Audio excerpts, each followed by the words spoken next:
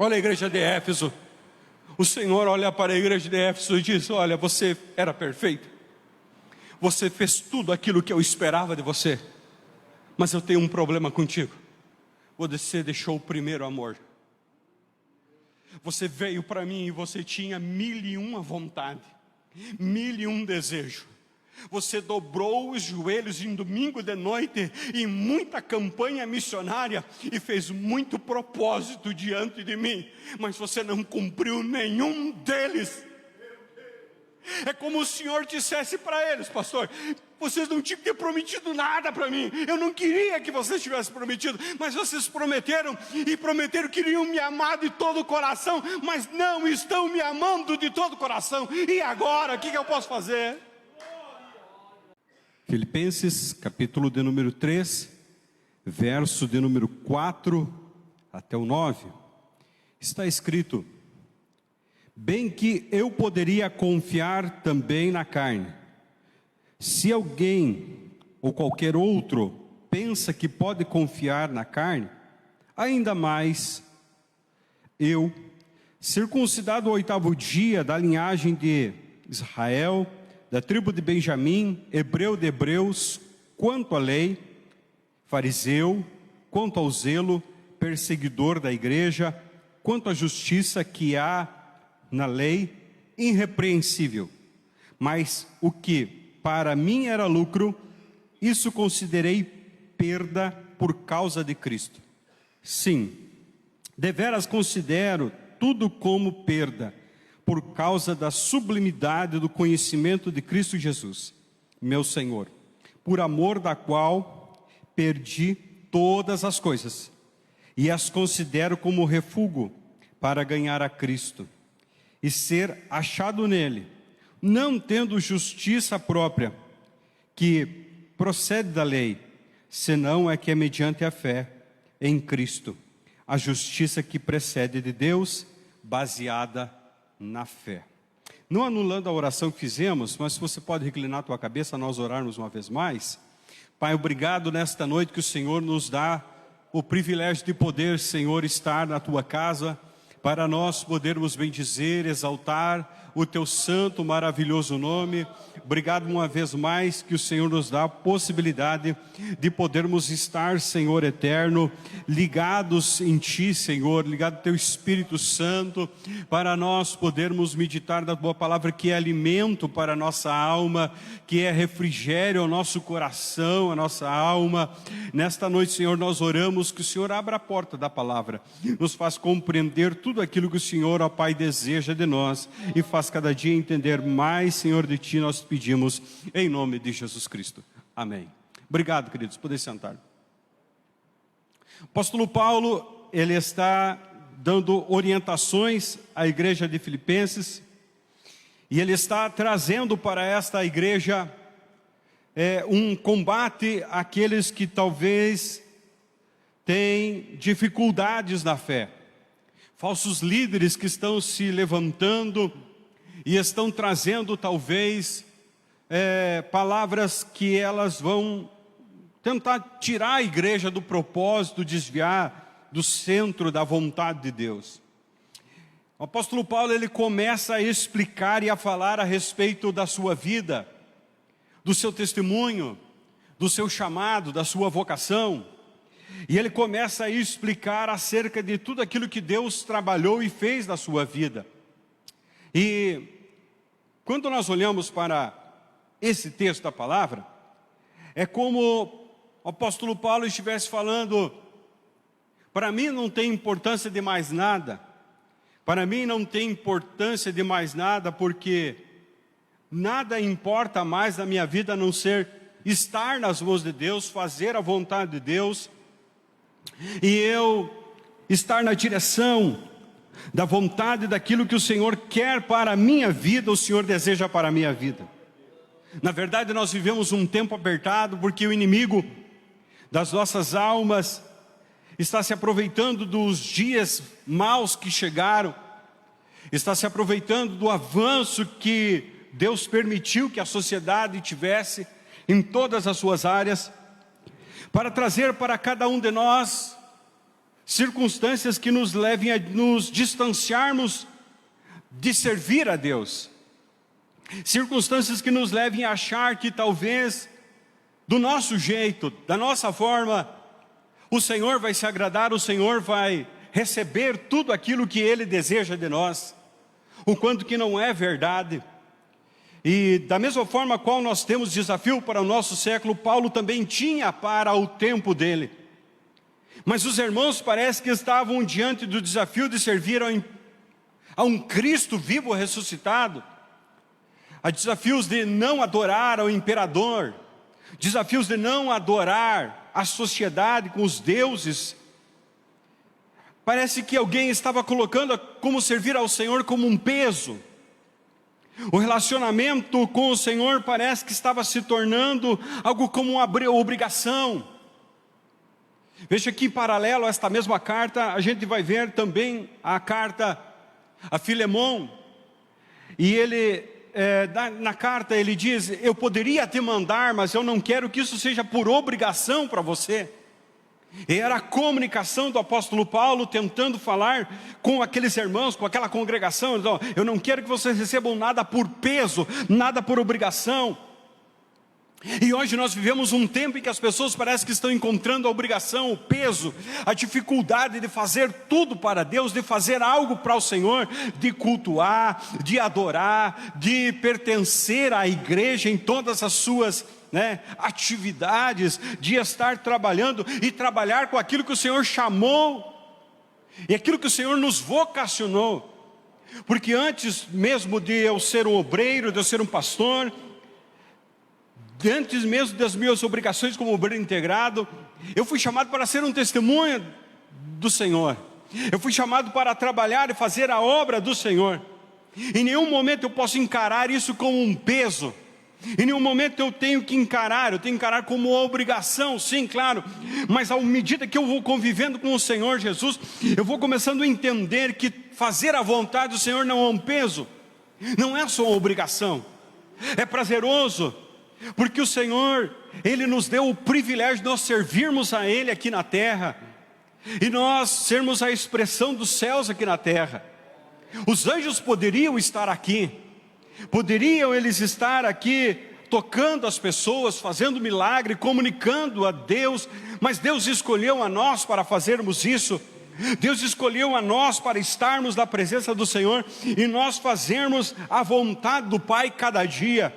Veja, em João no capítulo 4, verso número 23, nós vemos o Senhor manifestar para uma mulher, em que Ele encontra com ela, e ela está sedenta por ouvir a palavra, e ela tenta entender a respeito da adoração, porque ela tinha um desejo de servir ao Senhor, mas algumas circunstâncias impediam que ela fosse ao local, talvez, que a tradição apontava. Mas o Senhor olha para ela, está chegando o dia, Ele diz, está chegando a hora em que os verdadeiros adoradores me adorarão em espírito e em verdade. Isso vai acontecer em todo momento, com paixão, mas eles serão convidados a colocar uma performance para servir a mim de todo o coração e de toda a sua alegria. E o apóstolo Paulo, ele conseguiu compreender isso, a tal ponto que Deus permitiu que ele pudesse ser um homem extremamente avançado para a sua época. O apóstolo Paulo, pelo menos ele falava 4 idiomas, ele é da região da Turquia, então provavelmente ele falava dialetos turcos que tinha ali na época. Provavelmente ele falava o latim, ele falava o grego koiné, ele falava a língua materna hebraica. Provavelmente também ele falava o aramaico, que era o dialeto que onde as pessoas mais coloquialmente podiam se expressar.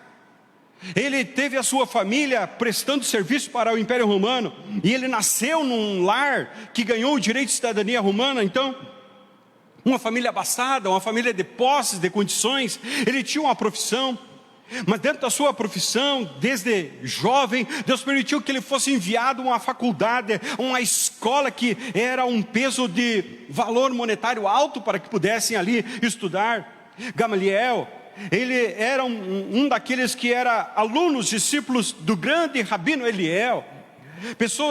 Somente pessoas ricas podiam estudar. pessoas que estavam na classe mais elevada do templo, pessoas que estavam talvez numa condição mais financeiramente favorável, pessoas letradas, pessoas boas, e ele era fariseu, o que nos dá a entender, ler todos os textos que nós começamos a compreender a vida dele. Ele era um fariseu, mas ele era o fariseu que estava lá no grau 7, ele já estava na excelência, tanto que ele tinha cartas para prender aqueles que estavam contrários à sua fé. E Jesus não foi preso pelos romanos. Muitas pessoas às vezes trazem essa informação de uma forma errada. Os romanos não prenderam Jesus, os romanos foram provocados a julgar Jesus, mas quem prendeu Jesus foi a guarda do templo. E a guarda do templo tinha um capitão, em um determinado momento, que era Saulo de Tarso, e ele tinha cartas para prender os judeus que estavam se colocando contrário à sua fé.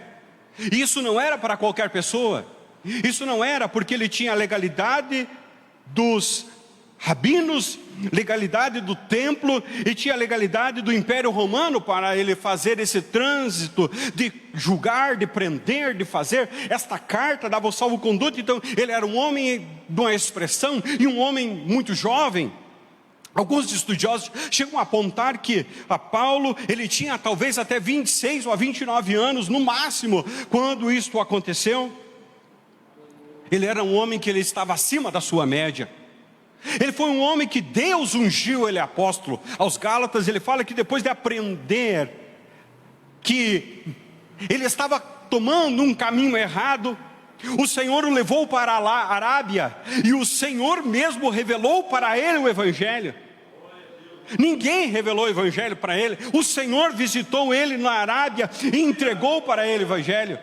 Então ele era um homem acima da sua média, ele era um homem que estava exponencialmente acima do seu tempo. Mas ele começou a colocar a sua performance com paixão. Tudo aquilo que ele estava para fazer, ele colocava paixão, o coração, a vontade de fazer.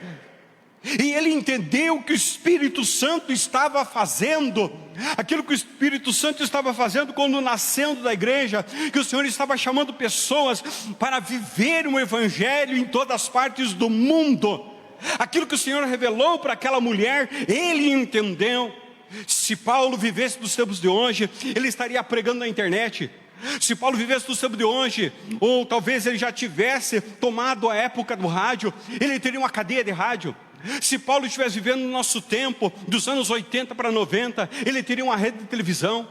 Se Paulo tivesse hoje, ele seria talvez o responsável por uma grande agência missionária para enviar pessoas por toda a parte do mundo, porque ele entendeu que ele precisava colocar, fazer a vontade do Senhor, não aquilo que exatamente as ferramentas que ele tinha trazido, mas ele tinha que colocar o coração em tudo aquilo que ele pudesse fazer, e aquilo que o Senhor deu capacidade para ele executar. O Senhor preparou, mas então tudo está nas mãos do Senhor. Tudo está nas mãos do Senhor para que eu possa levar a palavra do Senhor a todas as partes do mundo. Aqui veja, quando nós lemos em Gênesis capítulo 4, versículo número 7, quando nós olhamos para este texto, nós vamos observar que ali está um homem que foi adorar a Deus, um jovem que foi adorar a Deus, mas ele estava com o coração corrompido, e ele mata o seu irmão. Aí, indagado por Deus de algumas coisas, ele quer se esquivar. Ele começa a se esquivar, versículo 7, perdão, 4 e 7. 4 e 7. E ele começa a se esquivar. Aí Deus vai tratar com ele de uma forma dura, e Deus vai dizer: se bem fizeres, não é certo que serás aceito, e se não fizeres o bem, o pecado jaz à tua porta, e sobre ti será o teu desejo, mas sobre ele deveras ele vai te dominar. O Senhor está tratando de apontar para ele, está dizendo: o que é mais importante, a oferta ou o ofertante? É como se o Senhor chegasse para ele e dissesse assim: ó, eu não recebi nada daquilo que você apresentou, Não é porque a tua oferta é de uma qualidade que talvez seja duvidosa. É porque você não está preparado para me adorar. É porque você não está à altura daquilo que você está trazendo diante de mim. Você não está entregando a tua vida. Porque a adoração ao Senhor, ela é composta da pessoa que está adorando e também daquilo que nós estamos trazendo. Então, se nós estamos apresentando uma oferta boa, mas um ofertante é ruim, não vai adiantar. E se for vice-versa, também teremos problema. Agora a questão é, se você tem uma oferta pequena, mas você é uma pessoa de qualidade, certamente Deus vai te receber. Certamente Deus vai te aceitar. Certamente Deus vai entender que talvez você gostaria de ter feito melhor, mas você não pôde, por A, por B ou por C. O Senhor vai receber a tua oferta. E Paulo estava tentando falar para aquele povo: olha, eu tinha qualidades, eu tinha capacidade, mas para fazer a obra, eu deixei tudo isso de lado. Porque eu precisava colocar o meu coração em minha vida e minha fé antes de mais nada. Não adianta nada eu estar entregue nas mãos do Senhor se eu tivesse uma capacidade humana e não tivesse fé, não ia adiantar de nada. Paulo está tentando comunicar para esta igreja, está tentando explicar para eles que ele precisava se entregar nas mãos do Senhor. E o Senhor iria desbloquear tudo aquilo que ele tinha de potencial para ele realizar a obra do Senhor. Talvez esse jovem, se ele chegasse com sinceridade diante do Senhor e dissesse: Senhor, eu não consegui preparar algo melhor, mas o que eu tenho eu estou trazendo para o Senhor teria aceito a oferta dele. O Senhor teria recebido a oferta dele. Muitas pessoas hoje em dia, para fazer a obra de Deus, pastor, elas dizem: se eu tivesse mais capacidade, mas se eu tivesse uma boa aposentadoria, mas se eu tivesse um carro, mas se eu tivesse talvez aquela família, mas se eu fosse um obreiro integrado, mas se eu tivesse aquilo, mas se eu tivesse aquele outro. E às vezes Deus permite que a pessoa tenha, mas daí ele não vai fazer. Só que na verdade a intenção do coração dele é desde o início não fazer. A intenção do coração dele desde o início não fazer. Por quê? Porque talvez ele pense em fazer algo diante das suas condições e da forma como ele acha. Mas para Deus, irmãos, não é do nosso jeito, não é da nossa forma, não é como nós queremos, mas é da forma como Ele quer, é da forma como Ele acha. E Deus trabalha de uma forma muito simples, às vezes através de pessoas simples, através de pessoas comuns. É a forma como Ele trabalha, é a forma como Ele acha. Aleluia, glória seja o nome do Senhor. Está escrito em Malaquias, do capítulo 1, verso número 9, verso número 10. Agora suplicai o favor de Deus, para que nos conceda graça, mas com tais ofertas, aceitará Ele a pessoa de vós? Veja, o texto dos Malaquias,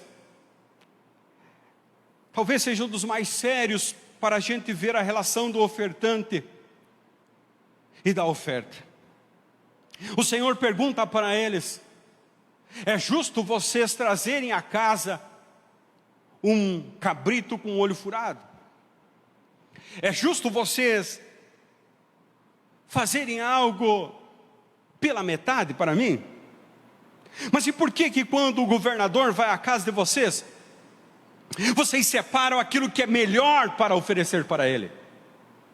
Aquilo que vocês não podem, vocês entregam. Agora, para mim, vocês não têm esse nível de entrega.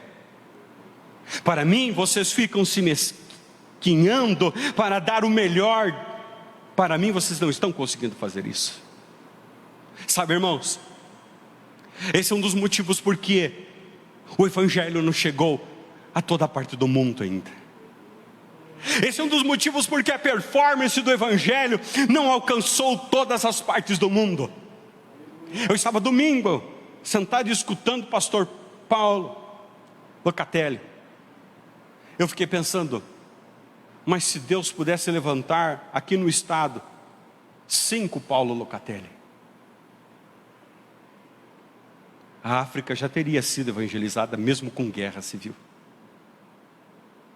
Mas o problema é que é o nível de entrega, o nível de paixão, o nível de busca, o nível de se colocar.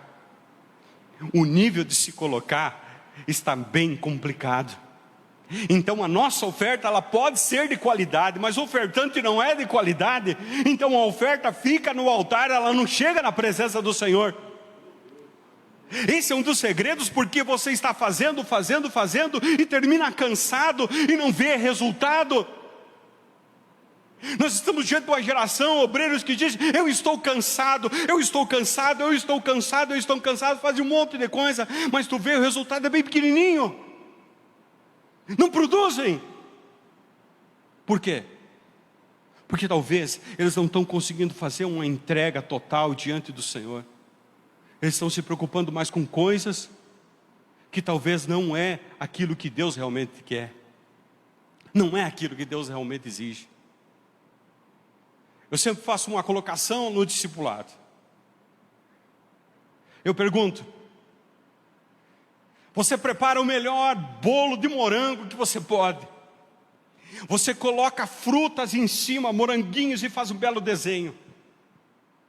Aí tu chega na presença de Deus com aquele bolo lindo, recheado com glacê, e tu entrega.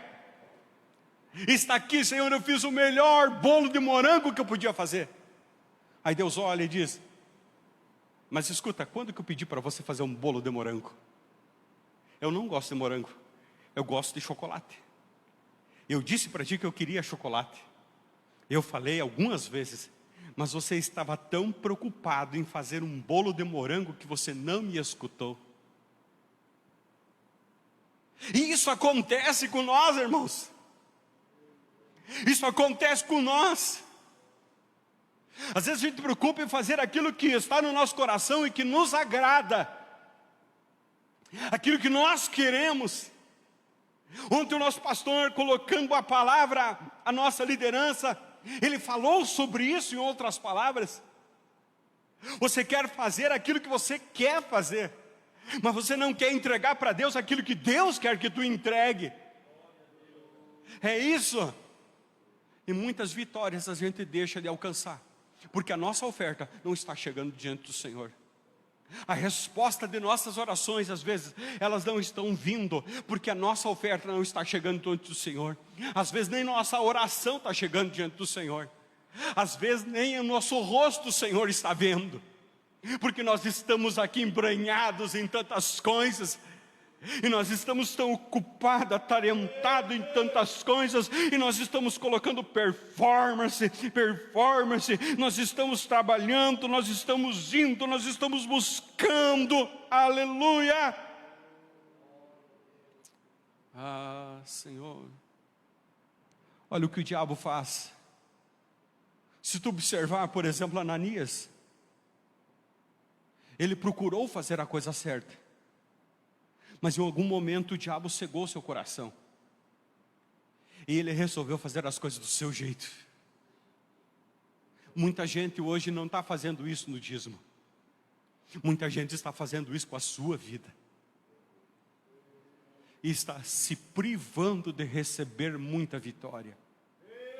Eu vou repetir: muita gente está fazendo o que Ananias e Safira faziam, não é com o dízimo e nem com a oferta. O dízimo ele entrega bem certinho, mas a sua vida, que ele poderia fazer uma entrega, uma corbã, uma entrega total na presença do Senhor, ela está indo fatiada, e Deus está matando o projeto.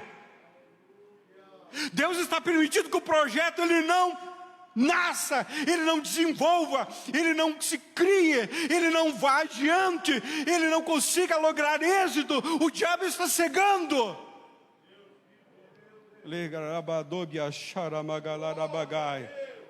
Olha a igreja de Éfeso. O Senhor olha para a igreja de Éfeso e diz: olha, você era perfeito, você fez tudo aquilo que eu esperava de você, mas eu tenho um problema contigo. Você deixou o primeiro amor. Você veio para mim e você tinha 1001 vontade, 1001 desejo, Você dobrou os joelhos em domingo de noite, em muita campanha missionária, e fez muito propósito diante de mim, mas você não cumpriu nenhum deles. É como o Senhor dissesse para eles: pastor, vocês não tinham que ter prometido nada para mim. Eu não queria que vocês tivessem prometido, mas vocês prometeram, e prometeram que iriam me amar de todo o coração, mas não estão me amando de todo o coração. E agora, o que eu posso fazer?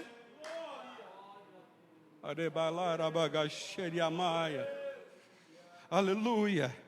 Esse nível de entrega, esse nível de busca, esse nível de colocação na presença do Senhor, ela tem levado muita gente a começar a pensar duas vezes em fazer a vontade do Senhor. Se você o considerar o jovem rico, ele chegou para se ingressar no ministério de Jesus, mas o Senhor olhou para ele: você conhece os mandamentos e tem praticado? Ele cita os mandamentos ao Senhor, e ainda indaga se o Senhor Jesus conhece os mandamentos. Aí o Senhor olha para ele, e o Senhor ama ele. A expressão que está ali é ágapos. Deus ama, o Senhor Jesus ama ele de inteiramente, mas o Senhor diz para ele: vende, entrega tudo que tu tens aos pobres, vem e me segue. Mas ele tem um amor erótico, eros, um amor carnal pelas coisas, e abaixa sua cabeça e vira as costas para Jesus, e não consegue entregar nada nas mãos do Senhor, porque ele tinha muitas riquezas, e ele queria demais essas riquezas.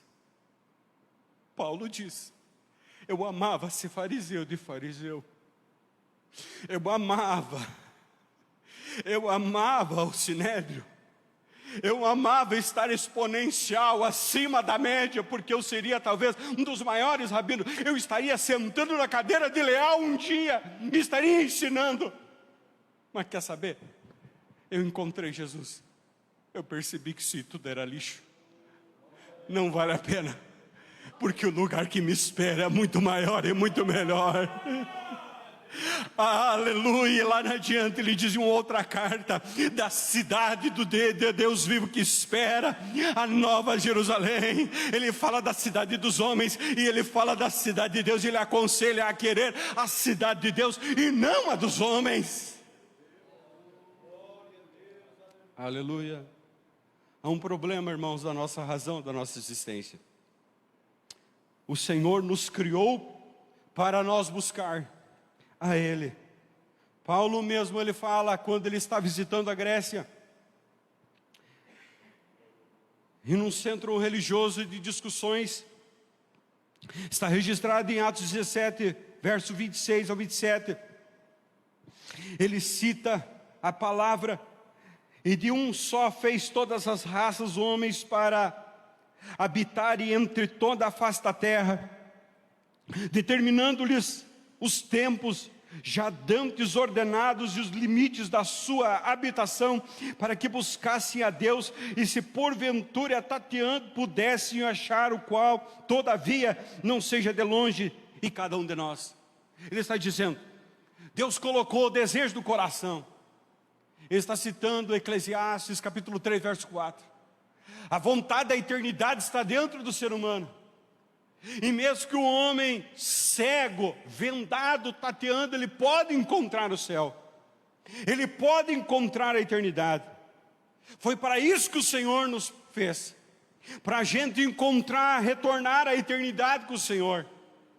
Aquilo que é a palavra liberada da parte de Deus, ou a palavra rema, a palavra poderosa, liberada da parte do Senhor, a palavra em ação, que está lá em Efésios do capítulo 4, verso 7, 9 ao 12, que o Senhor fala, eleito segundo a sua presciência, lá na eternidade o Senhor nos concebeu, e o Senhor desejou que nós tivéssemos o privilégio de viver aqui na terra, mas nós voltássemos para Ele. É a vontade do Pai que nós regressássemos para o Senhor, mas infelizmente, algumas pessoas parecem que estão se acomodando aqui na terra, está achando que é melhor ficar aqui, porque elas se esquecem que, como o salmista Moisés, no Salmo 90 fala, nós temos expectativa de vida, e às vezes a nossa expectativa, ela não corresponde com a realidade. As nossas expectativas, a expectativa do ser humano, ela é frustrada diante de um Deus universalmente eterno, diante de um Deus universalmente poderoso. As nossas expectativas ficam frustradas, são miseráveis, mas nós não conseguimos entender isso, e nós agarramos em coisas, seguimos coisas, olhamos para coisas, consideramos coisas. Se coisas acontecem facilmente, não tomamos a ceia. Se coisas facilmente acontecem, nós não cumprimentamos nosso irmão. Se coisas facilmente, nós deixamos de servir ao Senhor. Aleluia. E talvez nós nunca tenhamos servido da forma como talvez assim nós o deveríamos. Aleluia. Todo o nosso coração. E Jeremias, ao povo, o Senhor expressou na boca de Jeremias. O Senhor diz para ele: vocês devem me buscar inteiramente, de todo o coração, vocês. Buscar-me-eis e me achareis, quando vocês me buscarem de todo o coração de vocês. Quando vocês encontrarem do coração. Dias atrás eu falei aqui de um testemunho. Dobrei o joelho. E Deus sabe como eu estava preocupado naquela hora. E eu orei. E na mesma hora eu vi a resposta do Senhor. O Senhor me trouxe uma resposta. Mas sabe, irmãos, às vezes as nossas respostas das nossas orações demoram um pouquinho mais para vir. Agora a questão é, Deus ouve aquilo que nós estamos pedindo ou não? O diabo tende a tentar colocar a dúvida no nosso coração. Aí entra o efeito da fé. A fé tem que abundar no nosso coração. A fé tem que ela estar suprema dentro de nós, para a gente dizer: cale a boca, inferno, cale a boca, adversário, cale a boca, enfermidade, cale a boca, falta, cale a boca, ansiedade, cala a tua boca, inimigo que tenta me colocar no chão. Aleluia. E é o que ele quer. O escritor Isaías, ele fala: olhai, porque estáis olhando para baixo? O vosso refúgio provém do alto. O vosso refúgio provém da eternidade, provém dos céus. Aleluia. Glorificado seja o nome do Senhor. É o foco do diabo, irmãos, colocar distrações. E essas distrações, elas são sutis, mas elas vão mudando. Por exemplo, Moisés estava lá com o povo, tentando libertar eles para saírem daquela condição de escravidão, para entrarem naquilo que o Senhor tinha separado para eles, que era viver uma vida de liberdade. E quando Faraó entendeu aquilo que estava acontecendo, Faraó disse: tirem a palha deles, deixa que eles colham a palha deles para eles fazerem os tijolos, e que eles colham aquilo que eles querem comer também. Não dê comida para eles. Eles vão ter que trabalhar, plantar, colher. Eles vão ter que colher palha para fazer os tijolos para as casas deles, e também para fazer as cidades que eu estou fazendo, usando a mão de obra deles. Eles vão ter que trabalhar em dobro. E eles foram sem reclamar. E o pior de tudo,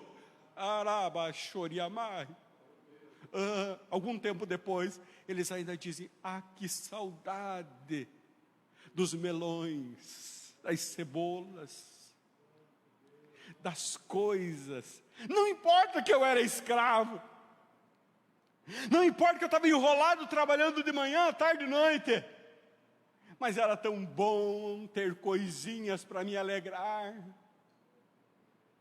E parece que tem pessoas que vivem uma vida miserável assim, tendo saudade do tempo em que eles não estavam servindo ao Senhor.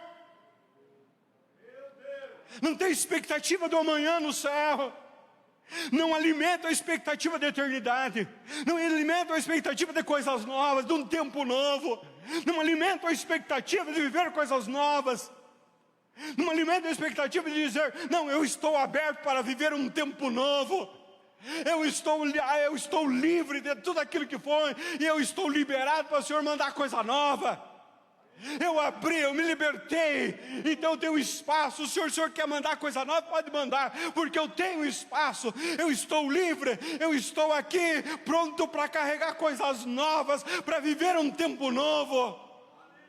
Tem pessoas que ficam carregadas de coisas do passado, carregada de coisas antigas, e Deus está dizendo: eu não tenho como te dar nada, você está com as tuas mãos cheias, Você está com teus bolsos cheios, você está aí, ó, com a tua bagagem cheia, com a tua mala de garupa, ela está cheia de coisas. Eu não tenho como te dar coisa nova, eu não tenho como lançar para ti coisa nova. Tanto que a palavra do Senhor diz: deitai o vinho velho, para que se estabeleça o vinho novo, entregai a coisa velha, para que se estabeleça algo novo. A palavra do Senhor, ela está colocando: eu quero colocar o novo exponencialmente, eu quero agir, mas o diabo fica dando distração e nós ficamos lembrando e gostando disso.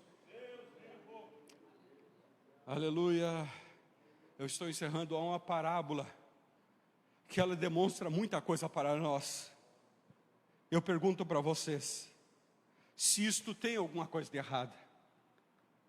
O Senhor Jesus contou de um homem que ele desejou fazer um grande banquete, abrir as portas da sua casa. Ele não ia cobrar nada de ninguém, ele ia dar comida e festa, ia dar de bom grado para todo mundo. Mas ele manda um convite, e alguém chega para ele e manda dizer: olha, não tem como eu ir, eu comprei um campo, eu vou ter que ver lá o campo como é que está, e eu vou ter que arar nesse campo, não tem como eu ir, eu comprei uma junta de boi, agora eu casei, eu não tenho como ir. Eu pergunto para vocês, tem algum mal em você comprar algum campo? Tem algum problema em comprar uma junta de boi? Tem alguma dificuldade em casamento diante de Deus? Irmãos, Deus não tem problema com nada disso, até porque Ele é dono de tudo. Então, se alguma coisa estamos recebendo, é porque foi Ele que deu. Se tem alguma coisa que está chegando na nossa mão, é porque veio da parte do Senhor, foi Ele que permitiu. O problema está que nós estamos com as ordens invertidas, e as coisas estão em primeiro lugar. Elas estão tomando o lugar que o Senhor talvez tenha de direito, e nós estamos preferindo isso. Oh, misericórdia, Senhor. E sabe, às vezes Deus não nos dá nada, porque Ele sabe que se der, nós vamos corromper. Aí nós não vamos fazer mau uso daquilo que o Senhor vai nos dar. Nós vamos fazer mau uso. Aí Deus fica privando alguém de um carro novo. Aí Deus fica privando alguém de receber um cargo. Talvez ele tenha chamado para ser pastor, mas ele não pode ser ordenado, porque daí ele vira, talvez, mais poderoso que o Todo-Poderoso. Aí Deus quer saber? Eu não vou derramar unção, porque você vai ficar maior do que a unção que está sobre você. Fica sem. Era o meu projeto, mas não dá para tu receber. Não dá para tu ter. Eu gostaria de tirar essa enfermidade de você. Escuta bem, você que está me acompanhando pela internet. Olha o que o Senhor me leva a dizer. Eu gostaria de tirar a tua enfermidade, mas sabe por que eu não tiro? Você para de orar, e você pode correr o risco de perder a tua salvação. Oh, aleluia. Mas não é isso que o Senhor quer. O Senhor quer que a gente viva uma vida de liberdade, e a gente aproveite ao máximo toda essa liberdade, com tudo aquilo que o Senhor nos deu, e que é lícito. Deus não tem problema com prosperidade. Deus não tem problema em fazer uma pessoa ficar rica. Se não fosse isso, lá em Gênesis 26, quando Isaac vai semear num lugar de gente estranha, num lugar deserto, depois de um longo período de seca, ele vai semear, e ele não tem poços, mas ele semeia sem irrigar, e produz, e ele colhe 100 vezes mais. E diz o texto: e foi-se Isaac riquíssimo, e o Senhor o enriqueceu cada vez mais. Deus não tem problema em tornar uma pessoa rica. Deus não tem problema em mudar a vida de uma pessoa do dia para a noite. Mas o nível de entrega, nesse mesmo texto a gente vê a vida desse homem. A Bíblia diz que ele apressou-se a caminhar ao terreno dos filisteus, no verso 2. E ele se preparou a descer à terra do Egito, que era onde havia água e abundância e não havia seca. Mas o Senhor disse: fica na terra dos filisteus, teus inimigos, peregrina na terra de seca, e eu te multiplicarei, e eu te abençoarei. Irmão, ele ouviu o não de Deus, e ele correu para o deserto. Ele não foi para onde ele queria ir. Talvez não foi por falta de vontade, mas ele ouviu a voz de Deus. E porque ele estava no lugar que o Senhor disse para ele ficar, havia legalidade espiritual sobre a vida dele. Essa é a palavra-chave: legalidade espiritual. Legalidade espiritual para que Deus possa agir. Legalidade espiritual para que Deus possa trabalhar. Legalidade espiritual para que o Senhor possa operar tudo aquilo que Ele quer operar sobre as nossas vidas. Vamos se colocar em pé, por gentileza. Aleluia. Marta e Maria, duas mulheres na mesma casa. Lá na frente as duas vão falar a mesma linguagem, porque elas usam a mesma frase: se o Senhor estivesse aqui. Mas agora elas estão no momento de confraternização com Jesus. Mas uma entende a melhor parte, e ela se entrega. A outra está preocupada com coisas. Oh, glória! Você nesta noite entendeu a melhor parte. Você entendeu a melhor parte. Você entendeu a melhor parte. E por isso que você está aqui. Deus tem um chamado. Eu não li esse texto aqui. Eu não preparei esse texto para ler, mas eu quero ler. Há um texto da palavra do Senhor que está em Gênesis. Aleluia. No capítulo de número 6. E no versículo de número 9. Está escrito na minha tradução: eis a história de Noé. Noé era homem justo, íntegro. Seus contemporâneos, Noé andava com Deus. Uma biografia, pastor Leandro, de 3 frases. Eu não contei quantas palavras aqui, mas não dá muitas. Mas é uma biografia reconhecida pela eternidade. Noé andava com Deus.